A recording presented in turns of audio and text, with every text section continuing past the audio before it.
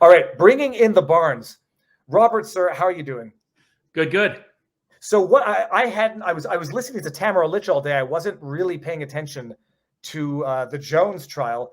I know that the judge scolded him for showing up to court with duct tape on his mouth and speaking outside the courthouse within earshot of the jurors. Do you know what happened today? I don't know about either one of those aspects, but the biggest event that happened in the day was the Jones's defense lawyer reminded the jury that Jones had repeatedly publicly apologized. The judge came back in and struck that from the record and told the jury they cannot consider it. She said it's not relevant for mitigation. Well, let me read to you the Texas law. Mitigating factors, section 73.003. To determine the extent and source of actual damages and to mitigate exemplary damages, the defendant in a libel action may give evidence of the following matters: any public apology, correction, or retraction made and published by the defendant.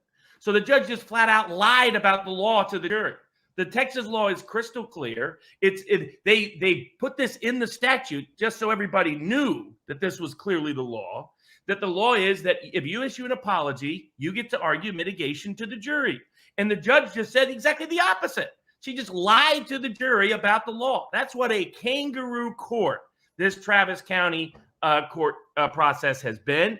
If anybody doubts now what I've said previously, that their rulings about default, their rulings about discovery, their rulings about sanctions were not rooted in the law, were just politically motivated hack jobs, there's no better evidence than what she said today.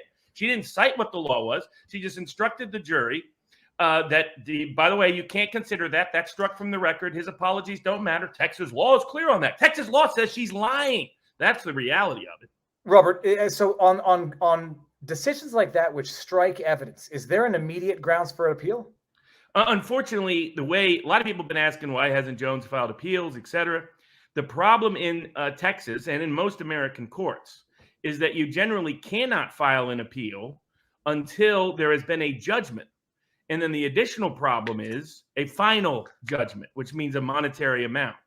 And the second problem in Texas is you're not allowed, you have to pay the judgment, or the judgment can be enforced while the appeal is pending, unless you're able to post a bond for the amount. And I don't know if you heard, 100 million turned out too low. 75 million per plaintiff, 150 million just for this case. They want over $1 billion in damages for their hurt feelings from mean words. It's interesting what the defense predicted is what I thought the evidence would show, which is that there is no evidence they suffered emotional trauma from Alex Jones's statements. In fact, it's not clear they ever even heard Alex Jones's statements. So how could they cause trauma if they didn't hear his statements? And in fact, there's, according to the opening statement of the defense, no evidence of that. I had seen no evidence of it at the time. In fact, if you read the complaint carefully, it was clear they weren't even clearly alleging it in the complaint, that they were saying this could cause this kind of injury, and they have suffered because of other things, but not on this date. They heard Alex Jones's statements, and then they, sought psychiatric treatment and emotional harm, injury, et cetera. $75 million for per person. And again, this is not this 75 million against the family of the person who pulled the trigger, or anyone remotely responsible. Yes, Alex Jones, who at worst called them crisis actors. At worst, even if you take it at its, he identified them and unequivocally called them crisis actors, setting aside the apologies afterwards. At worst. And by the way, the undisputed evidence, as presented, as I predicted, as the defense talked about, in 2012 and 2013, for 2 years after Sandy Hook happened, InfoWars never said that it was a hoax, never said that anything about crisis actors or anything like that. In fact, as the defense presented, that only came up later. It only was sporadic. It was only a tiny percentage of their Sandy Hook coverage. It was even a tinier percentage of everything they broadcast. And so and again, I mean, I hope this point gets made. They may be waiting for cross-examination to make it, but to my knowledge, none of these plaintiffs filed an apology request, a retraction request, a correction request, something you would obviously do if someone was getting something wrong about you. I've never heard of somebody suing that never said, hey, by the way, you got it wrong. And so until the eve of suit. So, but what we're seeing is judicial bias that's so strong, so palpable, she's willing to lie about the law and deliberately misinstruct the jury on Texas law. I mean, I would ordinarily say she's just mistaken and not lying. But at this point, you have to presume a Texas judge knows Texas law. And again, it's in plain language. It's not like a dispute about court interpretation. It's right in this. Anybody can look it up. Look up Section 73.003 defamation law. Just Google defamation Texas mitigation, and you find it right there. Hold on. Let's just see. We're going to do it right now, Robert. What's the 73.003? Yeah, just say Texas defamation mitigation. Under the Defamation Mitigation Act, the plaintiff may maintain an action for defamation only if the plaintiff makes a timely and sufficient statutory request for a correction, clarification, or retraction. By the way, that didn't happen here, and yet they've allowed this case to go on. Well, they're going to say it's the emotional, that's the hybrid lawsuit that they filed. Okay, fine. But they're also suing for infliction of emotional distress, which I guess would not be... The defamation case should have been dismissed.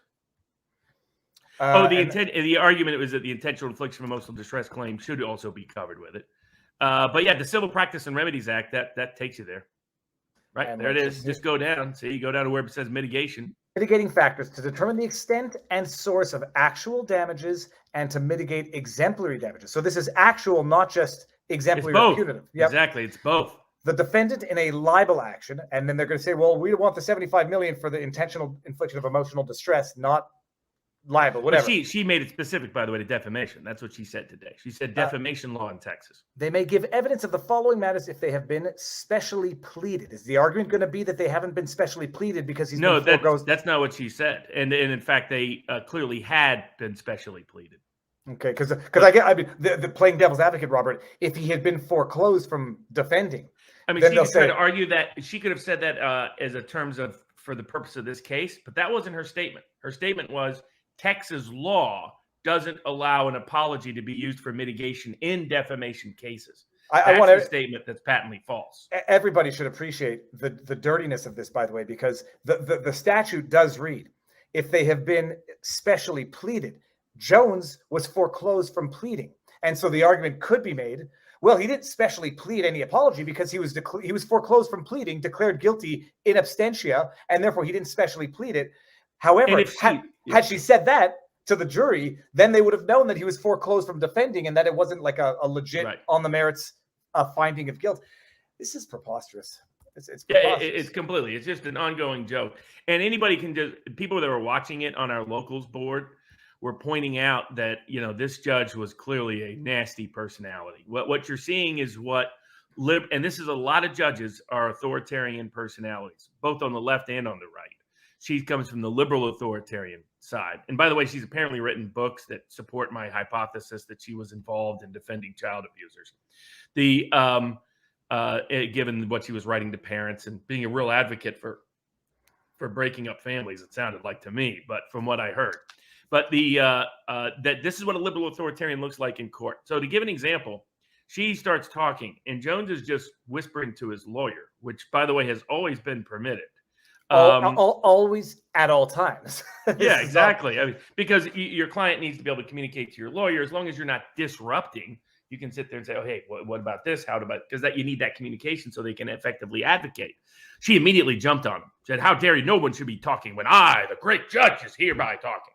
This is a power-mad liberal authoritarian. If you want to see how dangerous the court system can get, just watch this judge. Even if you don't care one iota about Alex Jones, watch this judge and you can see how nuts some of the judges are in America, how they're authoritarian, power-mad judges. It's not a coincidence. Judges disproportionately show up committing certain kinds of crimes, folks.